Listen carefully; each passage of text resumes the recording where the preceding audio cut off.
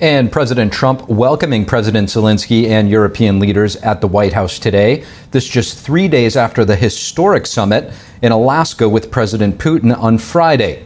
To bring us the latest, we have NTD's Washington correspondent Mari Otsu live at the White House. Mari, thanks so much for joining us. You've been at the White House all day. Tell us what you're hearing and some of the latest information coming out of the White House on this very historic day. Good evening to you too, Steve. It's nice to be with you. Yeah, as you can see, the White House lawn here is still packed despite the rain, and it's been this way all day. Really a buzz with these different leaders, 7 European leaders and President Zelenskyy meeting with President Trump. So the schedule today was that President Trump first met in a one-on-one with President Zelenskyy in the Oval Office, and then afterward had a multilateral meeting with 7 different European leaders hailing from France, UK, Italy, Finland, and Germany, respectively. Now, President Trump just posted to Truth Social after these meetings concluded that he called President Putin after the meetings and began arrangements for a meeting between President Putin and President Zelenskyy. He also added to the Truth Social post that a trilateral meeting will indeed take place with himself present after that. Now, right off the bat, earlier this afternoon, the atmosphere was notably different with President Zelenskyy compared to the last time that Zelenskyy was in the Oval Office back in February, which, as we can all remember, turned into a heated confrontation on TV with President Zelenskyy leaving early without signing a mineral rights deal. So notably today, President Zelenskyy wore a suit, said thank you many times, expressed gratitude for President Trump's welcome and hospitality, showed President Trump a letter that the First Lady of Ukraine sent to Melania Trump, the First Lady of the U.S. And President Trump also repeatedly stressed today that he wants there to be peace long term. Here's what he said. Take a listen. All of us would obviously prefer an immediate ceasefire while we work on a lasting peace, and maybe something like that could happen. As of this moment, it's not happening, but President Zelenskyy and President Putin can talk a little bit more about that. You know, in the 6 or so wars that we stopped, we haven't had a ceasefire, and so I don't know that it's necessary. You can do it through the war. But it would be, I like the ceasefire from another standpoint. You immediately stop the killing. But I believe a peace agreement at the end of all of this is something that's very attainable. Now, Special Envoy Steve Witkoff explained on Sunday that while the president in the days leading up to the historic Alaska summit on Friday had emphasized a ceasefire, even saying that there would be severe consequences if they didn't get it, that in his historic meeting with President Putin, President Trump realized that they could actually be talking about a peace deal, something that is more secure and long-lasting than a ceasefire. Secretary of State Mark Rubio also said Sunday that the U.S. prefers a peace deal to a ceasefire, which could fall apart quickly. Now, take a listen to what Presidents Trump and Zelenskyy had to say today about the timeline for peace. Watch. This is very long term. We're not talking about a 2-year peace and then we end up in this mess again. We're going to make sure that everything's good. We'll work with Russia. We're going to work with Ukraine, and we're going to make sure it works. We show that we are strong people, and we supported the idea of the United States, of personally of President Trump, to stop this war, to make a diplomatic way of finishing this war, and we are ready for trilateral. French President Emmanuel Macron today emphasized the importance of this trilateral meeting, and other European leaders praised President Trump for getting all parties for peace around the same table. Here's what the Italian and UK prime ministers had to say today. Look. I think it is an important day, a new phase, after 3 years and a half that we didn't see any kind of sign from the Russian side that there was a willing for dialogue. So something is changing, something has changed thanks to you. I think today will be seen as a very important day in recent years in relation to a conflict which has gone on for 3 and a bit years, and so far nobody's been able to bring it to this point, so I thank you for that. And at the historic Alaska summit on Friday, at the press conference after, President Putin said that if President Trump had been the U.S. leader in 2022, the war would never have happened. Steve? So, Mari, obviously a lot of information coming out of today. Much of it is perception to see where things go next. Was there anything more specific about the negotiations that came out of today's meetings? So, Steve, the questions that were on everyone's mind today were in two categories, essentially land swaps and security guarantees. And today, when asked if the U.S. was prepared to send American troops to guarantee Ukraine's security after the war, this is what President Trump said. Watch.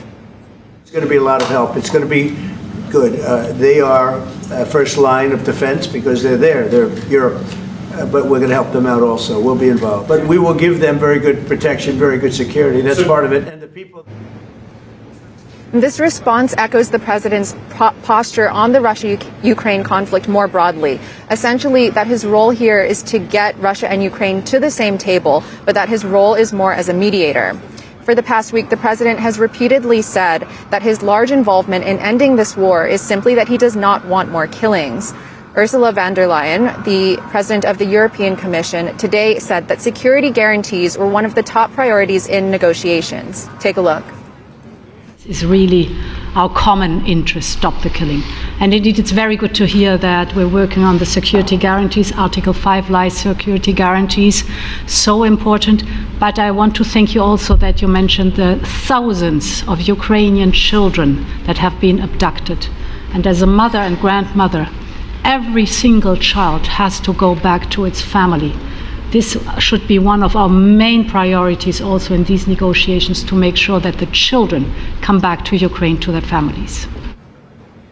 President Zelenskyy also expressed this sentiment in both of his meetings today. He actually began the first meeting, the bilateral meeting, thanking the First Lady of the U.S., Melania, for her peace letter to President Putin about protecting children. And he reiterated his gratitude for the letter in the multilateral meeting. This comes as a 1.5-year-old girl was one of several killed in a Russian drone attack overnight. Back to you, Steve. President Trump openly endorsing the idea of those security guarantees, indicating that that could be something that Vladimir Putin is willing to accept as well. We'll be keeping a close eye on all of these negotiations as they continue. NTD's Mariotsu live at the White House. Thank you. And with the historic meeting at the White House this afternoon finally concluding, this just 3 days after the historic summit with Russian President Vladimir Putin in Alaska, let's bring in our NTD panel here, White House correspondent Iris Tao and Washington correspondent Luis Martinez. It's great to have you both back in studio. Iris, let's start with you. What were some of the most significant breakthroughs from today's White House meetings that you saw? So first of all, of course, President Trump today reassuring that the U.S. will be involved in potential security guarantees given to Ukraine. That is the first and actually most robust statement that he has given on this particular promise. And today he also did not rule out, actually, when asked if the U.S. could actually send troops to Ukraine as part of the peacekeeping effort. So that is, of course, an important factor that the world is watching as well. But apparently President Trump also mentioned that the upcoming meetings coming up between Zelenskyy, Putin, and a trilateral meeting between himself and the two other leaders. And Mark Rutte, for example, today calling Trump's promise on a security guarantee front the most important breakthrough, that the whole European nations are also coming in to help this. We know that today another iconic moment was when the European leaders really flanked President Trump along with Zelenskyy at the White House to really show a force of unity, as they call it, in front of the world's camera. So that by itself is also another important breakthrough, if you call it, as the world, including countries like China, are also watching. Louise, what were some of your takeaways, particularly as Iris mentioned, the security guarantees? And, tell us about what the lawmakers are saying, because they're going to have their hands in this potentially if those do come to fruition. And, what do you think the reaction is really from Capitol Hill on this?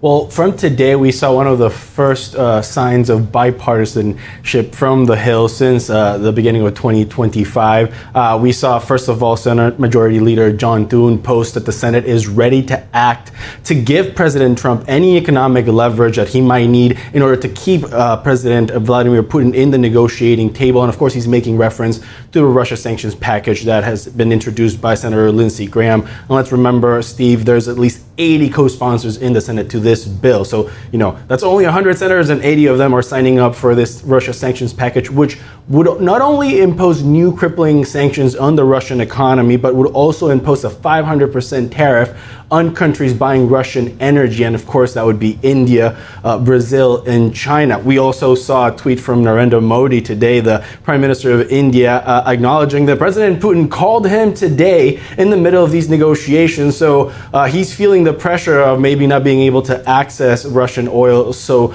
cheaply. We also heard from Senator Chris Van Hollen and other Democratic senators. So they're all on board with these sanctions, waiting for President Trump to give them the go-ahead in case he needs that leverage. And those sanctions, I think, would be on a more solid footing than any sanctions coming from the White House, because the White House can backtrack, as we've seen in several cases, some sanctions in order to get the negotiations moving. But if they come from Congress and the way the bill is written, there would be no going back. It's also worth noting that the European Union would be exempt from those sanctions, and also worth noting that the European Union is the fourth largest buyer of Russian energy. So lawmakers are showing bipartisanship when it comes to Ukraine, especially in the Senate. Maybe the things are a little different in the House. We've seen that most of these MAGA Republicans who have opposed aid to Ukraine have kept quiet since the Friday historic meeting in Alaska. So maybe giving some deference to the Trump administration and its negotiating efforts. I think it speaks to just how high the stakes are coming out of this meeting, not just the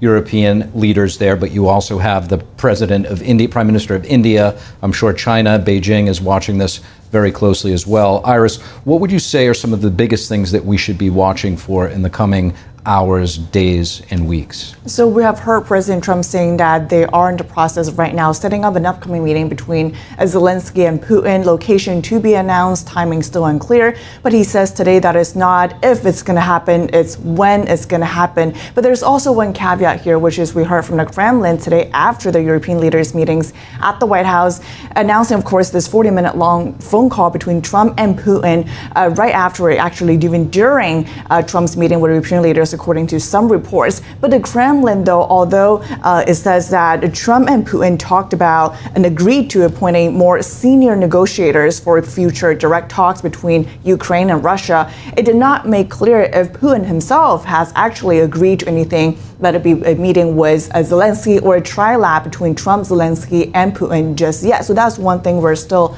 not clear on. And another thing, of course, longer term speaking wise, we are also watching for what exactly will be in that security guarantee that Trump today is mentioning. He says it will be provided by European countries with a coordination with the U.S. So what exactly that is going to look like? Is it going to be a full-blown peacekeeping force stationed in Ukraine, or is it going to be a much smaller force, more to observe any incoming military action? So that is the biggest question, of course, whether U.S. troops will be involved. That's what Americans wants to know as well. Indeed, we are hearing different things, Louise.